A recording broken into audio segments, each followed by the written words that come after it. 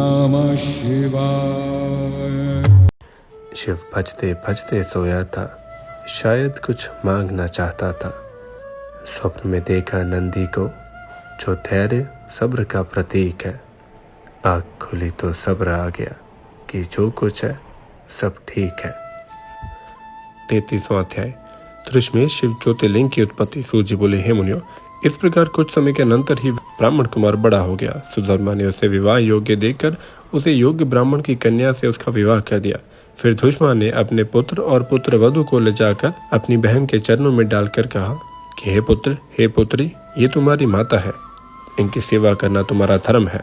पुत्र और उसकी पत्नी भी सुदेहा की आगे में तत्पर हो गए, किंतु सुदेहा की ईर्ष्या बढ़ती ही गई। उसका व्यवहार भी वैसा हो गया।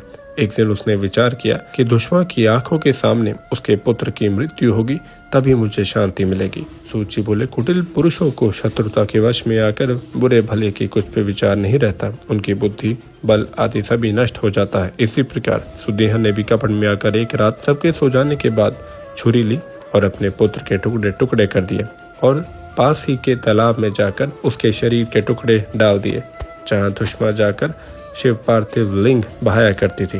प्रातःकाल धुष्मा सोकर उठी, अपने नित्य के कर्मों में लग गई।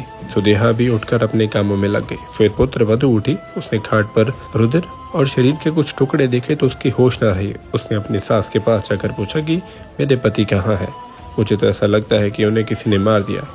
ये कहकर बड़े जोर जोर से रोने लग गई। धुष्मा के सिर पर तो मानो पहाड़ टूट गया हो।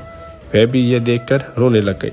इधर सुदेहा बनावटी दुख प्रकट करती हुई वह भी रोने लगी, किंतु अपने सौत को रोता देखकर भीतर ही भीतर प्रसन्न थी। कुछ देर बाद सुधर्मा शिव पूजन करके घर लौटे। उन्होंने कहा, जिसने ये पुत्र दिया वही उसका रक्षक है, शोक एवं संताप करना व्यर्थ है। धुष्मा नित्य की तरह ही शिव पार्थिव लिंग लेकर उसी तालाब पर बहाने चली गई। वहां बहाकर जब लौटने लगी तो उसे तट पर खड़ा हुआ पुत्र दिखाई दिया।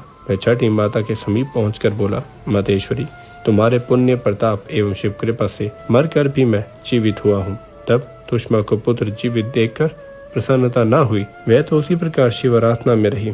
उसी समय उसकी परम भक्ति से प्रसन्न होकर ज्योति स्वरूप शिव प्रत्यक्ष हो गए और इस प्रकार बोले, हे दुष्मे, तेरे इस पुत्र को सुदेहा ने मार दिया था। अब मैं उस पापिन का वध करता हूँ।